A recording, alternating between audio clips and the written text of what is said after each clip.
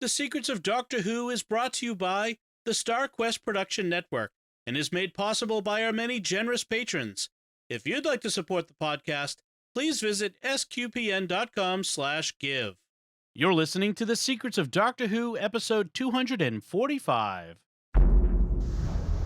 One day, I shall come back. That's it. I've been renewed. Is when a Time Lord's body wears out, he regenerates. I'm a Time Lord. I'm not a human being. I walk in eternity. Bravehearty. Change, my dear, and it seems not a moment too soon. Unlimited rice pudding. Physician healers. Wearing a bit thin.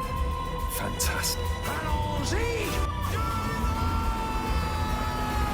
I am Scottish.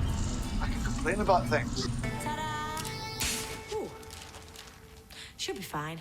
Hi, I'm Dom Bettinelli, and you're listening to The Secrets of Doctor Who, where we discuss everything about the hit BBC series Doctor Who. And today we're discussing the fourth Doctor story, The Sunmakers.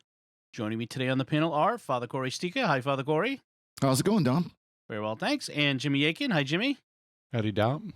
Folks, be sure to join the StarQuest fan club by texting StarQuest to 66866. Send StarQuest to 66866, and you'll become part of that fan club where you'll get a couple emails a month with some great behind-the-scenes or information and stuff about what's coming up on future shows and that sort of thing with the network. So text StarQuest to 66866.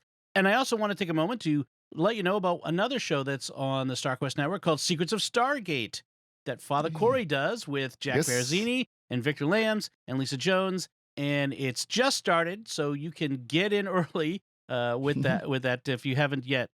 I have to say, Father Cory, it's been a lot of fun listening to you guys do this show. It's been great. Well, we have a lot of fun doing it. And of course, it's fun to go back and do the watch through, and we're doing it a little bit different than we do here on like Secrets of Star Trek, for example. We're watching Stargate all the way through from the beginning. We're not going to jump around from Atlantis to SG-1 or anything like that. So it's kind of fun if you want to do a rewatch. You can do it along with us. Yeah, and it reminds me how much I love Stargate and what a great show that was. Mm-hmm. So I've been rewatching. I'm just ahead of you guys. So I wanted to get a little ahead. So check out Secrets of Stargate at sqpn.com/Stargate or wherever you get podcasts from. But today we're talking about Doctor Who. This is a fourth Doctor story from the fourth season, or is it the fourth season of the fourth Doctor, the fourth serial. There's a lot of fours in this. So we're jumping back and forth with the fourth Doctor just because he's got so many episodes, and we wanted to move back and forth. And so this is the fourth Doctor, Leela, K9, and Jimmy. Could you give us a recap of what's going on in this one? The fourth Doctor, Leela, and K9 land on Pluto in the far future, when Pluto is warm because it is surrounded by 6 suns and has no night. It has 6 suns because the people now are, wait for it, Sunmakers, and we have a title. The problem is Pluto is run by a tyrannical, money-obsessed corporation that has people worship it. It also oppresses people with taxes that are impossible to pay, uses drugs in the air to induce fearful anxiety in the populace, and deals harshly with anyone who questions the system, except for the few scavengers who live secret lives in what's known as the Undercity. So the Doctor and a group of rabble neutralize the fear gas in the atmosphere that keeps the population in subjection and then lead a rebellion to overthrow the company. Yay. The end. The end. I have to say about this one, I liked it. Yeah, me too. It's Robert Holmes. Yeah. Oh, yeah. It wasn't like it was the best or most original story, but I loved all of the character moments. I loved the Doctor. He had some really great lines. I liked Leela in this, and I liked some of the secondary characters. So I really enjoyed this one. That was a lot of fun. Even K9 had a few moments. A few times where he's trying to get praise, and they say knock it off, K9, and the tail just drops. I like how K9 also shows agency like any other companion by refusing to stay in the TARDIS when he's told to. Yep. Yes, stay. That's a dog that doesn't stay. Yeah, especially the walk moment. Yes. So this is as I mentioned, it's a Robert Holmes story. He's considered the best writer of the era. He was also the script editor for this era, so his influence is even broader than the scripts he writes himself. But he wrote this after having unpleasant encounters with the British tax system. Yes. And so there are constant references. They're cloaked, but they're meant to be obvious to the adults in the audience. There are constant references to the British equivalent of the IRS, which is the Inland Revenue, or here he calls it the Inner Retinue, which is the group of guards that beat people up. Right. And there's just lots of stuff like that in here.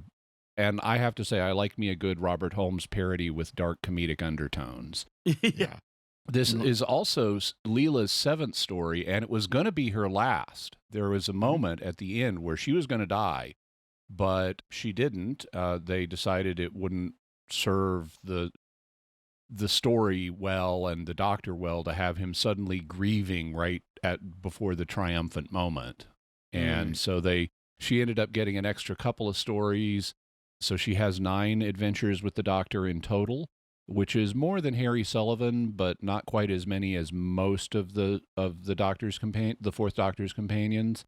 But she has a huge number on Big Finish after this. Oh, fun. Yeah. You know, when you talk about the tax, the little comments about the tax code and everything, my thought was Taxman by the Beatles, the song Taxman. I'm the Taxman. Yeah, it must be great to have your own show where, when something bad happens, you could just go, and write a script in which you you can work out your aggression and your tension and your anxiety and really work it out. I'd love to be able to have that chance like he does. It's a lot of fun. Yeah. Another theme on this one is the company town. Of course, that's I think we see that much more here in United States history than say in British history, but there's some of it in British history as well. Although the company Megropolis here. Yeah. But you would have the company town where you would work for the company and you'd have to live in company provided housing that you would rent. You'd have to buy from the company provided store that would, of course, would mark things up. You wouldn't get actual money. You'd get script a lot of times instead of actual cash. And so you were basically, the song 16 Tons kind of talks about it. You're basically in slavery to the company. Yeah. Yeah. And it is also another classic Who story about the Doctor fomenting a rebellion against an oppressive regime. I mean, this is a very common theme that we see come across in a lot of classic era Who, but also some in New Who. Certainly the 7th Doctor does it all the time. Mm-hmm. Yes. The couple of influences of science fiction influences on this story, I believe, I haven't read this to see it confirmed, but just from my own knowledge of science fiction, it seems like this story, even though they don't make a big deal out of it, is influenced by a couple of Isaac Asimov stories. One of them is Caves of Steel, where you have Earth is like covered by city. It's like Coruscant, and it's very rare that people get to go up on top and actually see the sky. And we have that here because Pluto is apparently covered by 6 megropolises, and only the elite get to go up on the roof, even though the roof is really nothing special. It's just the roof of an industrial complex. And then the other is the Isaac Asimov story Nightfall, which is about a planet that is centered in or placed in such a way among a group of stars that it only experiences night every number of 1,000 years. And whenever that happens, civilization crashes because people freak out. And so both of those ideas here of this giant city that you never get to see the sky, and the sky is filled with 6 stars, both seem to be borrowed from Isaac Asimov or from somewhere, but they don't really do much. Those facts don't really play a large role in the story. They're part of the world building, but they don't drive the plot. Yeah, I'm surprised, because the idea of the Sunmakers is the title, but it really doesn't have much to do with what goes on in the story. You'd think it would be a plot about a corporation that makes suns, and sun making would be central to the plot. And no, it's not. It's just Pluto has 6 of them now. Mm-hmm. Deal. It's also interesting, this era of Doctor Who is, one of the characteristics. The Doctor shows up here on Pluto and is surprised. Pluto shouldn't be Earth-like. Why is it Earth-like? And he doesn't know everything, and I find that a refreshing change from a lot of New Who, where the Doctor shows up and he knows everything, and if something is different from what he expects, it must be because somebody messed with it. It's a very different kind of way of approaching the stories, and I find it refreshing. So we also have this character named Cordo that they encounter early. He's a employee of the company whose father just died and has to pay the death taxes that are much higher than he expected, and is about to throw himself off the building to kill himself in despair. Yeah, and death taxes were like today. Actually, we have death taxes and they're accepted, but back in this era, at least in the United States, we didn't have death taxes. Right. And I think that's meant to be part of the parody, part of the satire is they're taxing even death. Well, they do that now. Yeah, right. No longer parody. Yeah, although I guess they call them estate taxes. But there are a bunch of other types of taxes. In addition to death taxes, they have work taxes, so they tax you for working, not just your income. They tax the work itself. They have output taxes, breathing taxes, so they do tax your oxygen. And the Doctor hypothetically suggests a double vision tax for people with more than one eye. Yes, the tax man he's called the Gatherer, or Haid is his proper name. He loves that one. I liked the character of Haid. He was kind of funny. I thought he was amusing. Yeah. He was sort of bombastic. He was very much a toady of his boss, the Collector. I wanted to make a list. I didn't, but I was thinking of making a list of all there you go. all the names he gave to the Collector, all the obsequious names. So maybe you give some of them. He starts out, and I didn't list all of them, but I listed different types. You'll notice he tends to be more polite to the Collector early on with the epithets he gives him, like Your Eminence. Yes. But later he starts to use epithets that the Collector does not perceive as insulting, but they would be to a normal person. He refers to him as your globosity, your corpulence, and your orotundity, all of which would imply that the Collector is fat, which he's not. I guess they meant to cast an actor who was overweight, but they really didn't. At one point, he refers to the Collector as monstrosity. Yes. Yeah. It was that interaction, the guy. So early on, Haid feels like he's the boss and he's really manipulating, but turns out he's just a mid-level manager who really feels his authority. But there's always a boss above the mid-level manager boss. He's pretty much like a vice president type position, He's got some authority, but not the complete authority. Right. One thing you'll notice about the Collector in this is, so he's apparently confined to a travel chair. It's like a wheelchair but futuristic. But if you'll notice early on, he has this weird green tinge to his lips and his cheeks and stuff. So at first I wasn't sure, is this just a makeup choice or is it meaning he's not human?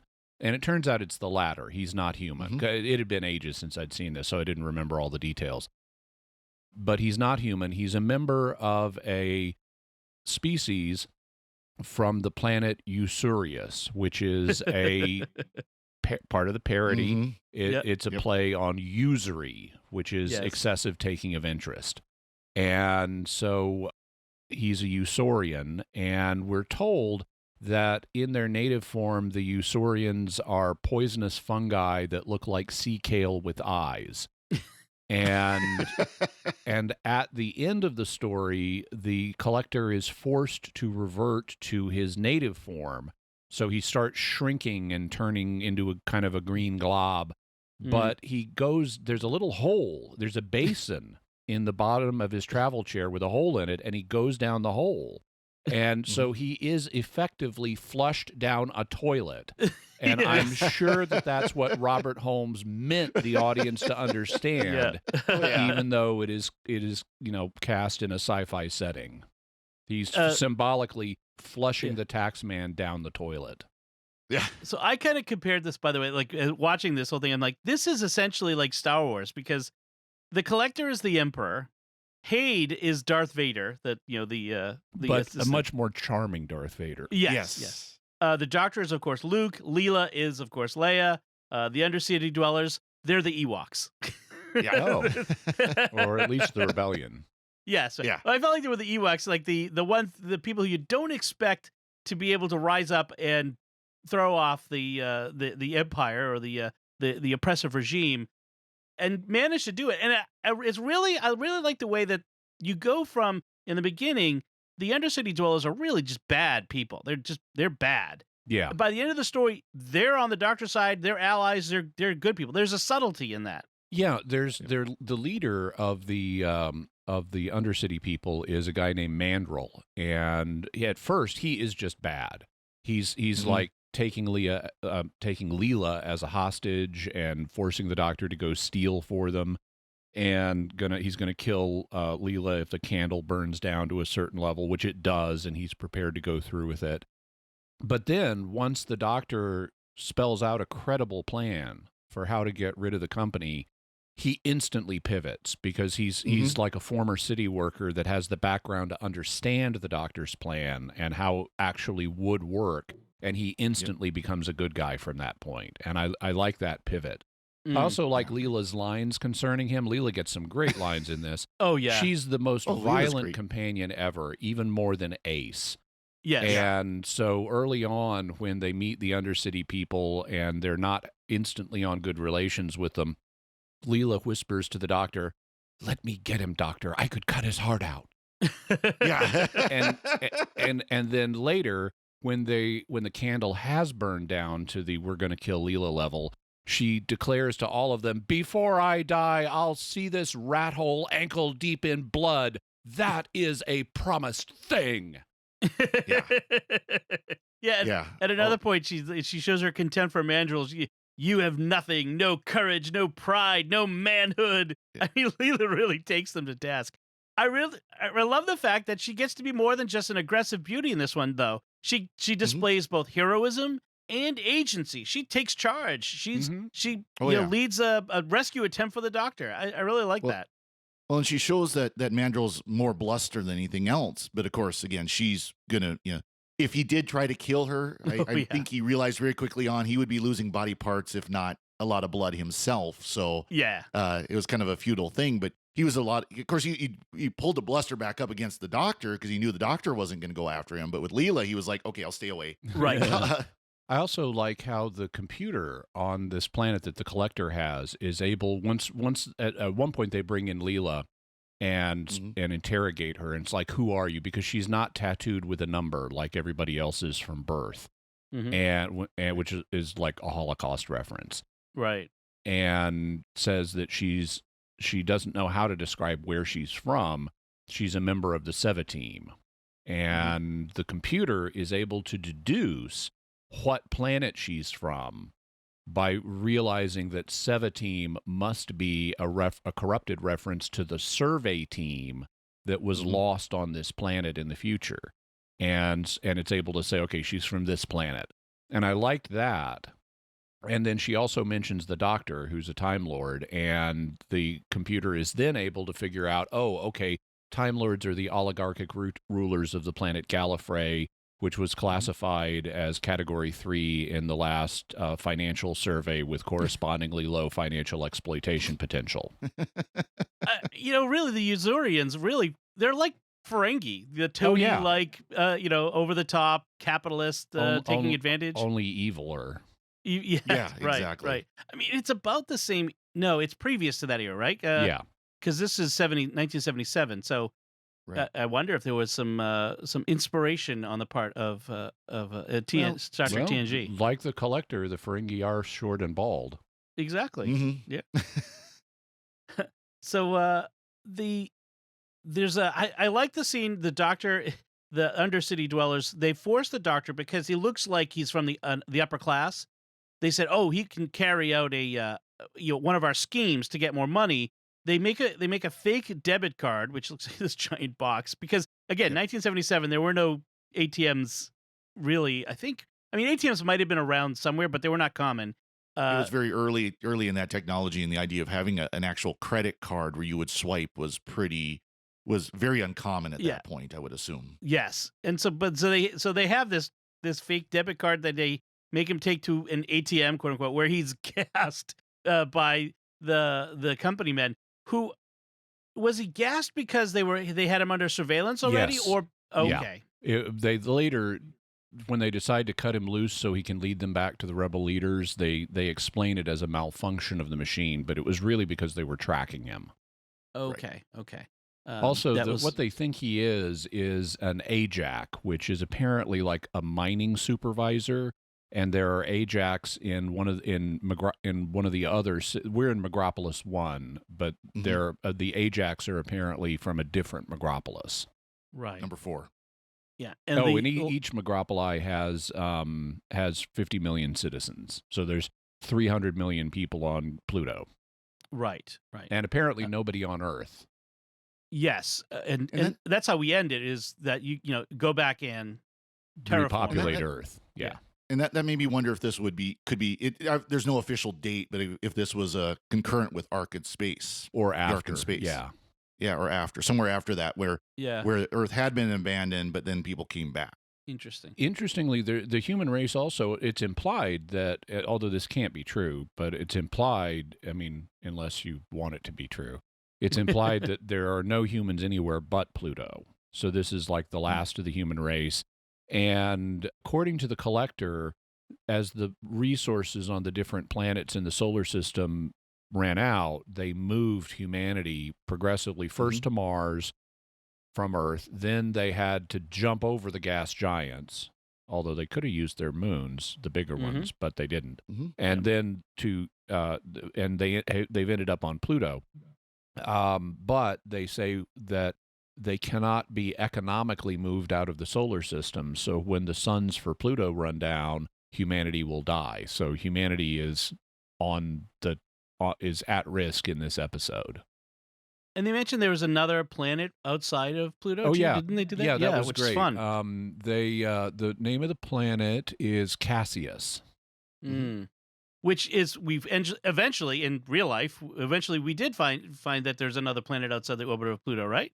It's going to depend on what you classify as a planet. Now, according to my definition, which is the correct one, a planet is anything that has big enough mass to pull it into a hydrostatic or round shape, but does not have enough mass to ignite fusion and start glowing. So, Pluto's a planet. It may be a small one. If you want to call it a dwarf one, fine, but it's a planet. And there are at least 50 of them in the solar system, including ones beyond Pluto. Including the moon. Including our moon. Yes, we live on a twin planet. Yes. Yep. But no mention of Mondas. Yeah. Apparently no counter Earths as far as we know. Okay. But what K9 says is that Pluto was believed to be the outermost planet until the discovery of Cassius, which leaves open, are there more beyond Cassius? Okay. We mentioned these anxiety-inducing chemical. They call it PCM that they pump in there to keep people fearful of the government. Although you wonder how they must counteract it in the enforcers. That's what there's a guy the Doctor meets named Bisham who was like an upper level alpha whatever guy who was where they made the PCM. And I mean, he worked in that division, and there were these pills that only the aristocrats got to try, and he tried them and felt marvelous. And at first you're thinking, oh, these are like to get you high, but no, they're to counteract the effects of the fear gas. Right. So the aristos are not in constant fear all the time. And I love Leela's reaction at one point when she encounters this gas. She enters an area in the city where the gas is present, and she's like, K9, something is wrong. I'm fearful. And and K9 says it's just this stuff in the air, and she says, oh, it is just something in the air. I should not be afraid then, and just ignores her fear. Yeah. And I love that. That's awesome. Yep, exactly. I love that Leela is unfamiliar with fear. She is fearless. Yeah. Speaking of Bisham, the Doctor meets him in the correction center. So the Doctor is captured. We have one of the tropes of Doctor Who where the Doctor's captured, then escapes, and Leela is captured, then escapes, and they're like getting captured and escaped at different times and that sort of thing. And that drives a lot of the plot is them trying to hook back up again. It's the comedy of errors, you go here to rescue the Doctor, but he's already been released and stuff like that. Yeah. There's just so many amusing moments where, like, when the Doctor's in the detention center and he's got a straitjacket on, and the guard comes in. Evidently, it's a torture thing. It's like they put a helmet on you and you experience pain. Pain. But it's two-stage. He and Bisham are in this stage where they're going to treat their neural pathways so that when the torture begins, it will be vastly more painful. Right. Right. They're softening them up, but for the real torture. Right. Now, meanwhile, the Doctor, even though he's been straitjacketed, has managed to get up and rewire the device so that when the technician comes in, he actually warns him, I wouldn't touch that. Yeah, the Doctor gets up and goes for a hop, which he says is very invigorating, and he goes over to a console and then uses his mouth, pull out elements in the wall in the machine and resequence them. It was a lot of fun. And the technician turns it on and electrocutes himself, and that's one of the ways that actually the Doctor doesn't escape that way. He only gets out because Haid has sent his assistant Marn to go get him because they want him to lead them back into the Undercity. But then there was a whole jelly baby thing with Bisham and all that sort of stuff. So a lot of fun there. Which is a little chilling because what happens is the Doctor so Marn, who's the assistant to the tax collector the gatherer Haid. Mm-hmm. Marn comes down with some guards to get the Doctor, and they take him out of the straitjacket, and he puts on his coat again, and he says, "What about my friend?" meaning Bisham, and she says, "Just you." And so as they go off, we get this shot of Bisham just laying there to have his brain amplified for torture, and we see the Doctor's hand come back on screen and leave a bunch of jelly babies for him, which he can't eat because he's in a straitjacket too. Right. And it's like, yeah, this is a little uncomfortable, leaving Bisham to his fate. Yeah. But it's the jelly babies that allow Leela to identify him as a friend of the Doctor. And so when Leela breaks in to rescue the Doctor, she actually rescues Bisham. And you wonder if the Doctor did that because he expected Leela to show up to rescue him, or maybe. Could be. Mm-hmm. Yeah. We do get a use of the sonic in this episode. The Doctor uses it to open up a vault in the collector's office, which we don't see the sonic a lot. Yeah, and right before that, he hypnotizes a guard. Yeah. He just looks at the guard who's guarding the vault and says, "It is your sleep time." And as he's hypnotizing the guard, not only does the guard fall asleep, but Leela falls asleep. Yes. Which is great. And then he covers the guard's ears with his hands so the guard can't hear, and gives the wake command to Leela. Yeah. And then they go to open the vault, which he does with the sonic. And Leela enters the vault first and is shocked by an electrical field, and that was to be the point of her death. Okay. But we're like 15 minutes from the end of the story or less, and it was judged not to be appropriate for this Doctor or this story to have Leela die in that way. So she gets another couple of stories. She's eventually going to do a somewhat better Sabalam Glitz on Gallifrey. She meets a guy named Andred, and we see some actual flirting. It's not just in the last 5 minutes, but we see some actual flirting, and then she ends up staying on Gallifrey, and she's thus on Gallifrey during the Time War and things like that. And so Big Finish has explored her later life on Gallifrey. Oh, cool! Nice. I would look forward to listening to those because I've come to like Leela. She's a fun companion. Oh, she's awesome. Oh yes. Yeah. Oh yes. So speaking of the hypnotism, there is a great moment. So the wake word is "wake up." That's what the Doctor has decided to be the wake word. So when you hear me say "wake up," you will wake. And so he gets into an argument with the collector who shows up, and he's like, "The people have to wake up," which is what wakes the guard who comes over and sticks a gun in the Doctor's back. It's like, no, the Doctor didn't think of that. But this is the point where the collector is talking about the death of humanity, so the guard quickly switches sides. Yes, he sees which side the bread is buttered on. By the way, Yep. also there is a moment where if I recall the way this specific sequence, so when they get the vault open, they do the classic doorway gag where you have two people trying to go through a door at the same time and they don't fit.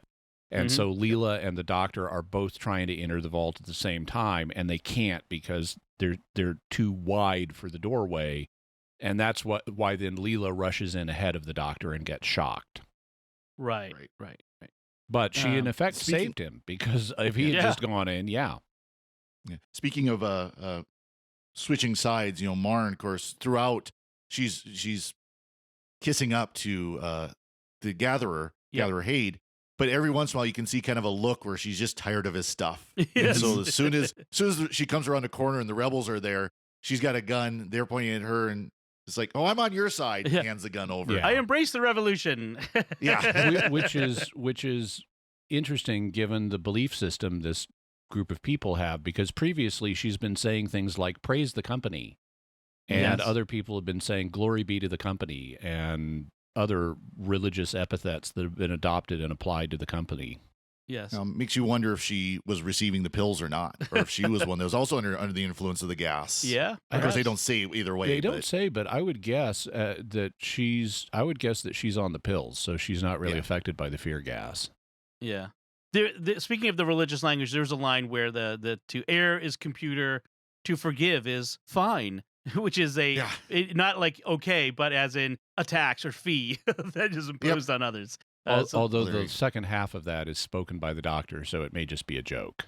Yeah, I think he was it he was. was trolling Haid at that point. I think when they were together. Also, on the subject of taxes, Leela, of course, is not familiar with them since she's from a country from a region that does not use money. Presumably, the 17 barter for everything. Mhm. And so she takes a stab at figuring out what they are and proposes they're like animal sacrifices to tribal gods, which the Doctor basically confirms. Also, the apparently the amount of tax jokes in this and insults for the British tax system was even more than what found their way into the final script, but Graham Williams toned them down. I can imagine this was not this was popular among most people, but not at the Inland Revenue. Yeah. Yeah. So, near the end, there's a moment when the revolution is underway. The rabble have gone to the roof to look at the sky because they've never been able to see the sky before, and Haid is just outraged that these low-life people, these lower class people, are doing this, and he goes and confronts them, like just completely oblivious to the danger he's putting himself in. And he ends up defenestrated without a window. Yeah.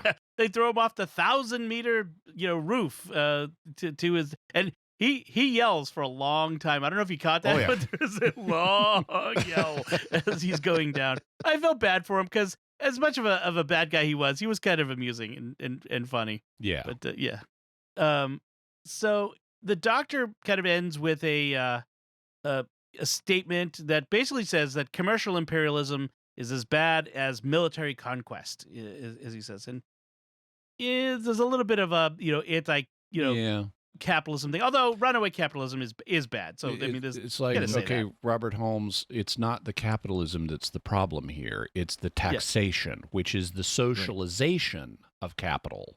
Right. And so really what you're attacking is excessive and inhuman socialization. So you're effectively criticizing the socialist part of your system without realizing that that's not the same thing as the wealth generating capitalism. Right. Yes. You have it's essentially a socialist culture because the government is the company and the company is the government, and they own the means of production, et cetera, et cetera. So. Also, it's the Doctor, in talking to the Collector at one point, learns that the Usurians got control of humanity through normal business operation, which is, okay, Google, Facebook. Yeah, exactly. They come in and buy them out and take control. Yes. There is also an amusing frame story on this from the beginning to the end, the first scene, last scene, where the Doctor is playing chess against K9, and K9 is beating him. And at the very end, as you know, the K9 keeps saying, "Mate in 6 moves, master," and the Doctor like surreptitiously tilts the TARDIS so that the board falls over. Oh, what a shame! Like, I guess we'll have to start all over again. Like he did And not. even got a little growl. Even got a little growl out of K9 out for that one. Yes. Although that's cute, it's unrealistic. K9 would have the exact layout of the board in his memory. Right. yeah. I would have loved actually him to say that. That is okay, Doctor. I memorized the placement of all the pieces. Let's start again. That was good. I mean, So- he's got camera eyes. Just replay the footage. Oh yeah. Yeah, he's also got that great laser nose where he takes out a lot of the bad guys with it in this one. Oh yes. So, any other things that we didn't mention, Father Cory? Kind of on a geeky note, computer geek note, you'll see various walls and various panels have a wallpaper that look like a circuit trace, and it is. It's actually, as I understand it, it's actually a memory chip made by AMD, Oh, Advanced Micro Designs. cool. So they, from back in the 70s, they got the blueprints or whatever you want to call it, the print that would be used to actually create the patterns on the chip. And that was so that you'll see this and you can tell it because it's got the AMD logo on the right side. Does You it can actually really? see AMD written on it. And it's all over the place. So it was like the background for when the Doctor was getting his mind prepared for torture. It was behind the collector. It was on panels. It was all over the place. So they must have got a copy of this pattern and just printed a whole bunch of them so that they could use it as wallpaper. That's awesome. How about you, Jimmy? Anything else? One of the major subplots in this is Leela gets captured and is going to be executed, and they're more creative than normal. I mean, normally firing squad or something like that, it's just a firing squad with laser pistols if you want it to be a science fiction execution. And no, they're going to steam her. They have a Right. big steamer, and they're going to kill her with steam. And the controller has a connoisseur's appreciation for the cries of a dying person. And he's like concerned that vibration from the machinery is going to make it impossible to hear the subtlest tones of her despair. And so it's really a kind of chilling thing. Mm-hmm. Of course, the Doctor rescues Leela, but the idea of using superheated steam to kill a person is ghoulish but creative. So I want to give Robert Holmes points for being ghoulish and creative. Maybe that was one of his thoughts as he was dealing with their tax man, throw him in the boiler. Yeah, the bad guys in this were quite evil and sadistic, and yeah, they were quite chilling. So the actor who played Haid, I saw he mentioned that he got inspiration for the character as he played it from Pooh Bah from the Gilbert and Sullivan operetta The Mikado. Yes, he's very much like Pooh Bah. Okay. Pooh Bah is the Lord High everything else in the Mikado. In the town of Titipu, they have a Lord High executioner, and then Pooh Bah is the Lord High everything else. He's assumed all of the other offices except for Lord High executioner. And he's very imperious. He's very proud of his lineage and his breeding, and for example, he is extremely proud of the fact that I have pre-Adamite ancestry. I can trace my lineage back to a protoplasmal primordial atomic globule. That's awesome. And he will do anything for money. It offends his family pride, but he must master his family pride by stooping to take bribes. At one point I thought Haid, the way that he was delivering his line, sounded a lot like Malthazar from Galaxy Quest too. Like it was just like that way of talking like this. Yeah, you are our only hope. So very theatrical, where you've got to project your voice to the back of the theater. Yes. Yep. Also, he's kind of dressed like, I mean, he's got this robe like you would see in the Mikado. And he's got this headdress, and with the robe and the headdress, it's kind of priestly. It's not like a Christian priest, but it's vaguely suggestive of a priest in some religion. Yeah. Okay. So any other notes just before we wrap up? I want to make sure that Nope. All right. So that will do it for the Sunmakers. We first want to take a moment to thank our patrons who make it possible for us to create The Secrets of Doctor Who, including this time Brian W., Dustin B., Clint C., and John R. Their generous donations at sqpn.com/give make it possible for us to continue The Secrets of Doctor Who and all the shows at StarQuest. You can join them by visiting sqpn.com/give. And we'd like to thank Victor Lambs, who edits the show for us every week. So that's it from us. What did you think of The Sunmakers? You can let us know by commenting on the show at sqpn.com or the Secrets of Doctor Who Facebook page, or send an email to drwho@sqpn.com. We'll be back next time when we'll be discussing the 11th Doctor Christmas special called The Snowmen. Ugh. Well, okay. better than The Lion, the Widow, and the Wardrobe, or whatever it was. That's right. Until then, Jimmy Aiken, thank you for joining me and sharing the secrets of Doctor Who. Thanks, Tom. Father Cory Stika, thank you as well. Thank you, Dom. And once again, I'm Dom Bettinelli. Thank you for listening to the Secrets of Doctor Who on StarQuest. And remember, he can't make ends meet. Probably too many economists in the government. Right. This is going to be fun.